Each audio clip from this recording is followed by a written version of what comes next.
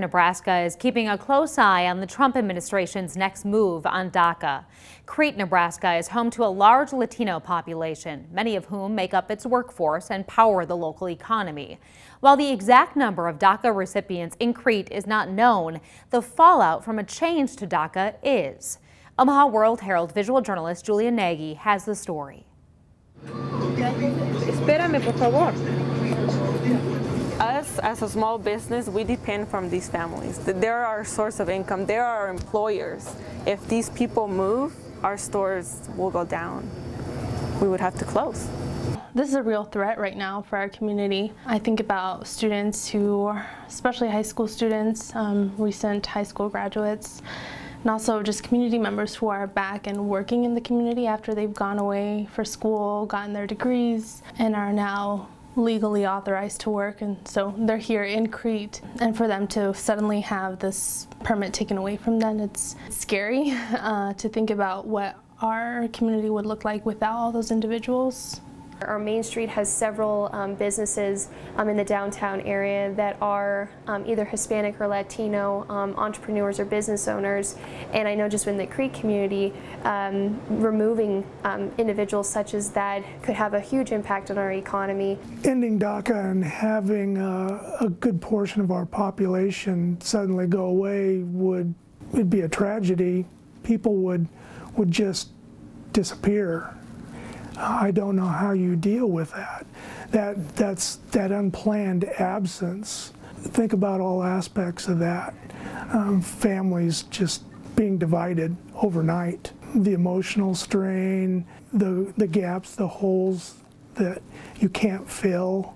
I don't know, it's almost unrecoverable. I don't know how you even plan for that. Crete Public Schools Superintendent Mike Waters said he didn't know how many DACA certified students or employees are among the school's more than 2,000 kids. No one on the staff or the school board knows which students or employees may be dreamers. He says it's not his concern. He's focused on their education. A much-needed remodel for a special building at the Open Door Mission. The Timberlake Outreach Center, the oldest building on the mission's campus, serves more than 10,000 families. Food, personal items, furniture, and more are supplied for low-income families. Renovations began in June with coats of fresh paint and floor upgrades. Months later, renovations are nearly done, and crews believe the center can reopen next month. We are just really blessed by the generosity of the community that we're going to be able to reopen and serve families that are in need with respect and dignity. It will take hundreds of volunteers to help restock shelves and carry in equipment to the 28,000 square foot center. The majority of the remodel work has been done by volunteers.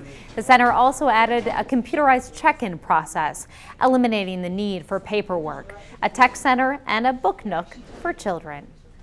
As colleges continue to switch to a more digital way of learning, students may struggle to keep up.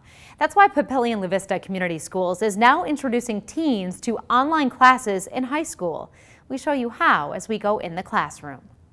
Okay, we'll do one of these. The classroom you likely picture, kids with paper, pens, a teacher in front of the room. Technically, that's correct. But this? I don't meet my teacher at all. All my materials are online. My book's online. I log in online. Senior Ivan Hurst is taking one of 5 online classes offered new this year to sophomores, juniors, and seniors at the Papillion La Vista high schools. School administrators want to introduce students to these classes while they still have the high school support system. And one of the things we've learned from research and from our former graduates is that the first time students take an online course in college, they tend to struggle more than an in-class course because it's a different way to learn. I think one of the biggest challenges with online classes in general, whether you're in high school or you're in college taking it for the first time, is really managing your time. Miles Ritchie and other teachers work to create the classes. He says the personal interaction is still there. We can comment on their assignment submissions. We can send them messages through the app. We can even email them. And the nice thing about them being in the building where I work is that they can come by my office and actually just ask questions face to face. So now we're on the route to democracy. Hurst believes the flexibility he's learning here will serve him well next year in college. They give me everything I have to get done in a week, so if I do it in 2 days, I'm done for the week, and then I'm free. Like, you can find this story and more from our In the Classroom series online. It's part of our commitment to covering education in our communities. Head to our website, 3newsnow.com. Criticism comes with the job when your job focuses on political cartooning. Recently, editorial cartoonist Jeff Katurba was reminded that people don't always agree with his work. Why a picture of the White House had social media hate headed his way.